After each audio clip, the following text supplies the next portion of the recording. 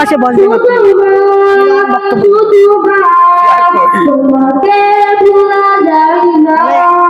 এটা নিয়ে যে বলবেন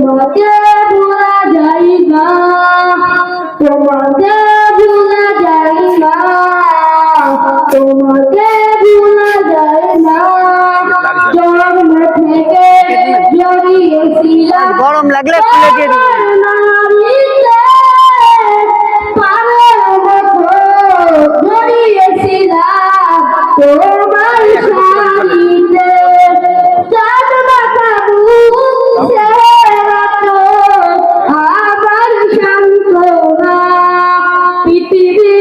বলবেন যে এখন বক্তব্য নিয়ে আসছে সামনে